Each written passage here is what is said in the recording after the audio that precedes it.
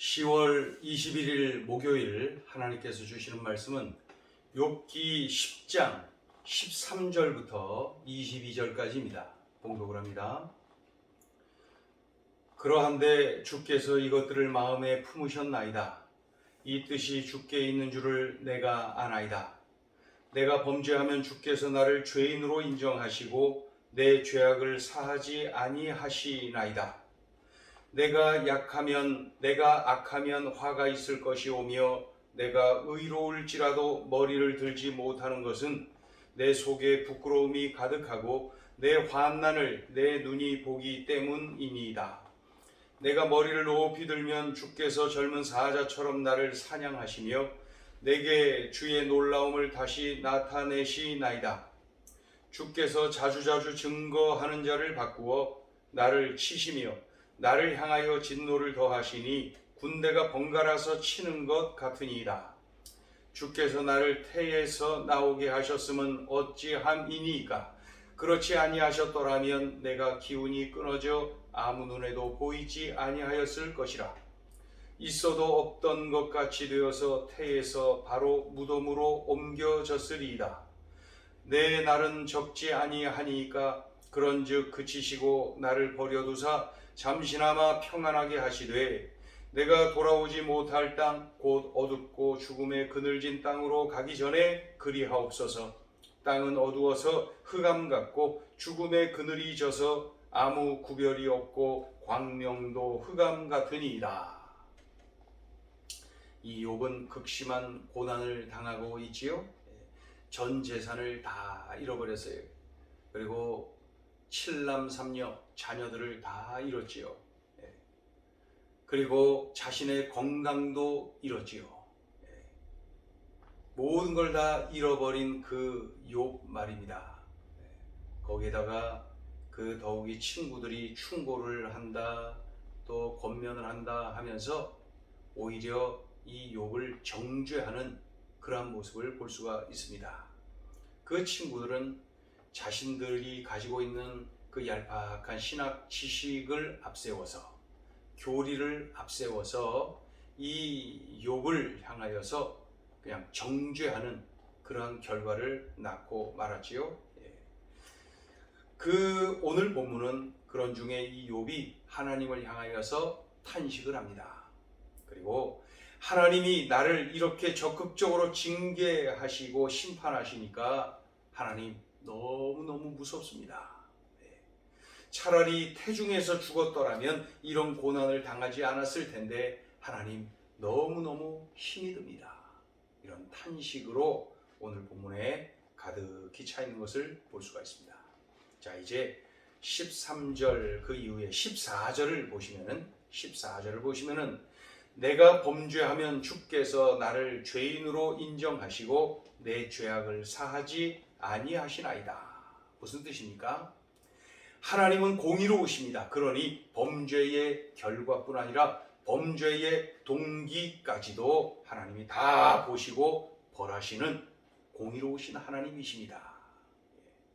15절 내가 악하면 화가 있을 것이오며 내가 의로울지라도 머리를 들지 못하는 것은 내 속에 부끄러움이 가득하고 내 환난을 내 눈이 보기 때문이니이다.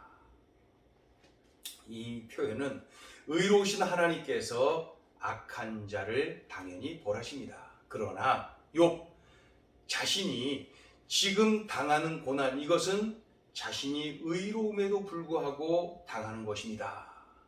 그래서 자신 스스로가 혼란스럽다는 거예요. 하나님, 나는 하나님을 경외하는 사람이지 않습니까? 그리고 이웃을 향하여 선을 베푸는 그러한 삶을 살아온 거 하나님이 아시지 않습니까? 그럼에도 불구하고 악인이 당해야 하는 이러한 고난을 제가 당하고 있으니 너무나도 혼란스럽습니다. 이러한 고통을 호소하는 내용이지요.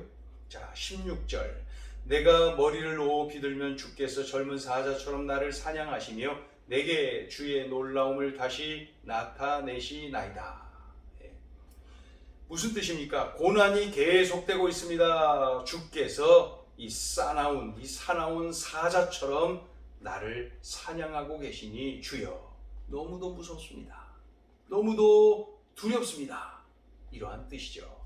우리 하나님께서 사나운 사자처럼, 젊은 사자처럼 나를 사냥하고 계시다는 거예요. 그러니까 하나님이 나를 지금 징계하고 계시다, 하나님이 나에게 징벌을 내리고 계시다, 그러한 표현을 아주 적나라하게 하는 그러한 내용이다. 하나님이 사나운 사자처럼 나를 사냥하고 계신다. 그러니까 하나님에 대한 원망이 가득 담겨 있으면서 또 동시에 어떠한 그러한 인식이 깔려 있냐면은 고난을 당하는 이유가 악을 행했기 때문이다. 그러니까 악인이 고난을 당하는데, 내가 이런 고난을 당하는데 이 고난이 너무나도 극심해서 마치 젊은 사자, 이 사나운 사자의 공격을 당하는 것처럼 하나님이 나를 지금 징벌하고 계신다. 하나님을 향한 이 원망의 마음이 가득히 차 있지요. 17절을 봅니다. 주께서 자주자주 증거하는 자를 바꾸어 나를 치시며 나를 향하여 진노를 더하시니 군대가 번갈아서 치는 것 같으니이다. 보세요. 전 재산을 다 잃었잖아요. 짐승들 다 잃었죠. 그 하인들을 다 잃어버렸죠. 다 잃어버렸어요. 그런데다가 자녀들 7남 3녀 다 잃어버렸죠. 집이 무너지면서 다 죽었죠. 그런 다음에 뭐예요? 건강을 또 다 잃어버리죠. 차례대로 그냥 계속 번갈아 가면서 마치 군대가 와서 막 번갈아 가면서 치는 것처럼 말이죠. 이 고통이, 고난이 하나님의 진노죠. 이게 계속 되고 있습니다. 어떻게 이렇게까지 저를 징계하십니까? 하면서 전 재산 다 잃어버린 거, 그 다음에는 자녀들을 다 잃어버린 거, 그 다음에는 자신의 건강을 다 잃어버린 거, 그러면서 이렇게 고통이 계속되는 거에 대해서 마치 군대가 번갈아서 치는 것 같습니다. 하나님, 저를 어떻게 이렇게 철저하게 징계하십니까? 제가 이 정도로 제가 하나님 앞에 죄를 범했습니까? 아주 혼란스러워하면서 하나님을 원망하면서 또 자신이 가지고 있는 그러한 영적인 지식, 그것을 또 무시 못하잖아요. 그걸 붙잡고 지금 하나님을 향하여서 하소연하고 탄식하는 그러한 내용입니다. 또 18절 19절 읽어보죠. 18, 19절 주께서 나를 태에서 나오게 하셨으면 어찌함이니까? 그렇지 아니하셨더라면 내가 기운이 끊어져 아무 눈에도 보이지 아니하였을 것이라. 있어도 없던 것 같이 되어서 태에서 바로 무덤으로 옮겨졌으리이다. 내가 태에서, 그 어머니의 태에서 죽어 곧바로 무덤으로 갔더라면은 지금의 이런 고난은 겪지 않았을 텐데 말입니다. 하나님, 너무너무 힘듭니다. 이런 거죠. 차라리 그때 죽었더라면 이런 고통을 지금 당하지 않을 텐데 말입니다. 이러한 내용입니다. 자, 20절부터 22절까지도 유사한 내용이죠. 내 날은 적지 아니하니까 그런즉 그치시고 나를 버려두사 잠시나마 평안하게 하시되 내가 돌아오지 못할 땅 곧 어둡고 죽음의 그늘진 땅으로 가기 전에 그리하옵소서. 땅은 어두워서 흑암 같고 죽음의 그늘이 져서 아무 구별이 없고 광명도 흑암 같으니이다. 하나님, 저의 생명 이제 며칠 남지 않았습니다. 그러니까 지금 그 극심한 피부병, 이 종기, 이 극심한 피부병으로 인하여서 점점 죽어가고 있는 자신을 지금 느끼고 있는 것이죠. 그러니 하나님, 저의 생명 며칠 남지 않았습니다. 그러니 저를 좀 내버려 두세요. 죽기 전에 잠시라도 이 고통을 좀 멈춰 주세요. 하나님, 잠시 후에 곧 데리고 가실 것 아닙니까? 제가 이제 곧 세상을 떠날 것 아닙니까? 그래서 영원히 돌아오질 못할 곳으로, 사망의 그늘진 곳으로 가게 될 것 아닙니까? 그러니 잠시라도 이 고통을 멈춰주세요. 그리고 참으로 평안을 좀 누리게 해주세요. 이렇게 하나님 앞에 탄식하는 또 하소연하는 그러한 내용의 기도문을 오늘 읽었습니다. 자, 오늘 주시는 메시지 첫째, 고난을 바라보는 눈이 바뀌어야 한다. 이 욥의 탄식을 들어보면 밑바탕에 이러한 인식이 깔려 있어요. 나의 고난은 나의 죄악 때문이다. 지금 내가 고난을 당하는 것은 나의 죄악 때문이다. 그러니까 죄를 범한 자는 고난을 당한다. 이러한 인식을 이 욥이 가지고 있었던 거예요. 그러니까 이러한 내용이 바탕이 딱 돼 있으니 참으로 혼란스러운 거예요. 생각해 보세요. 자신은 하나님을 지금까지 철저하게 경외하며 살아온 것 자기가 알고 하나님도 분명히 아신다. 그리고 이웃을 사랑하며 베풀며 섬기며 살아온 것 하나님도 아신다. 그러니 아무리 생각해도 지금 이토록 고난을 당할 만한 이유가 없다는 거예요. 혼란에 빠져 있는 거예요. 욥은 지금 혼란스럽다는 거예요. 그러니까 우리가 자세히 보면은 이 욥의 문제는 고난에 대한 잘못된 인식, 그것 때문에 이렇게 혼란에 빠져 있는 거예요. 내가 죄로 인하여서 이 징계를 당하는 거다. 죄를 범하여서 징계를 당한다. 이것은 징계를 받는, 고난을 당하는, 어려움을 당하는 여러 가지 원인들 중에 한 가지일 뿐입니다. 그래서 때로는 하나님께서 고난을 통하여서 우리들의 신앙을 단련시키지 않습니까? 그것도 이제 그 고난의 그러한 뜻이 있고요. 또 때로는 고난을 통하여서 하나님께서 내 삶의 방향을 이렇게 변경시켜 가시는, 방향을 틀어서 다른 곳으로 이끄시는 것을 우리가 또한 체험할 수도 있고요.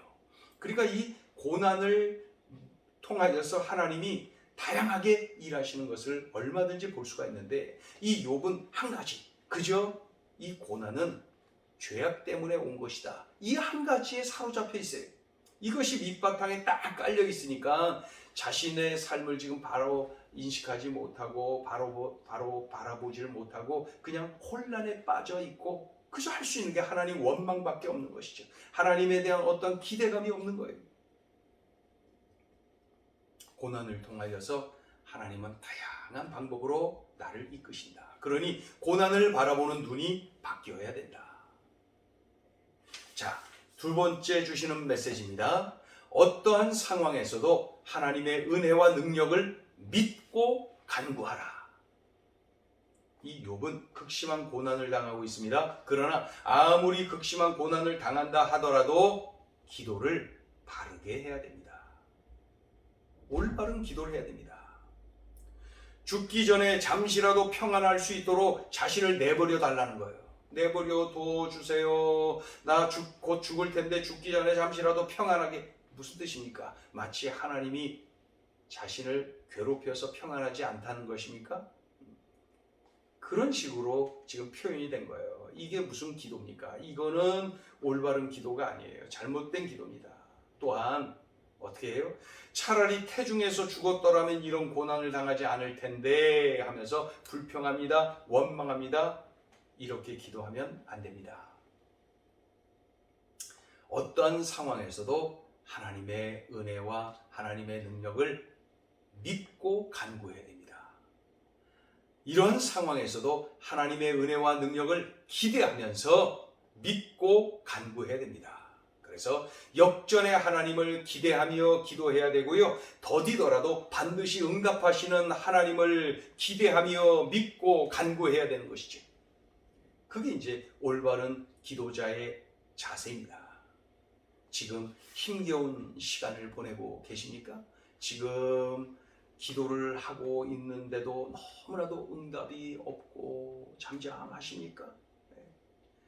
하나님께서 어떻게 또 언제 무엇을 나에게 주실지를 참으로 기대하면서 믿고 구해야 될 그러한 시간입니다.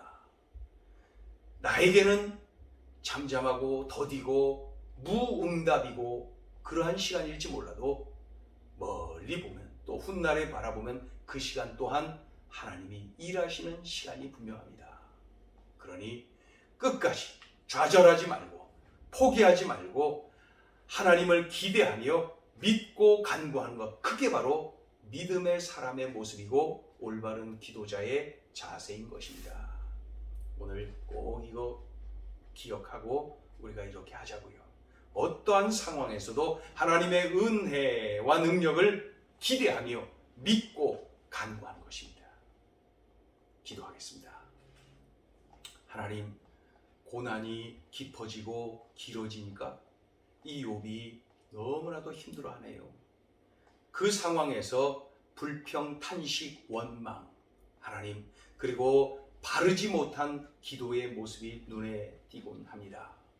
이러한 모습 바라보면서 우리들에게 깨닫게 해주신 소중한 음성 들었사오니 주여 그렇게 살게 하여 주옵소서. 그렇게 바르게 인식하고 바르게 기도하는, 그러면서 간절하게 매달리는 우리의 삶이 되게 하여 주옵소서. 그래서 고난의 때에 우리들의 신앙이 더 깊어지고 고난의 때에 우리 주님의 은혜와 능력을 더 온몸으로 참으로 경험하는, 그래서 역전을 체험하는 복된 시간 되게 하여 주옵소서. 예수님의 이름으로 기도 올리옵나이다. 아멘.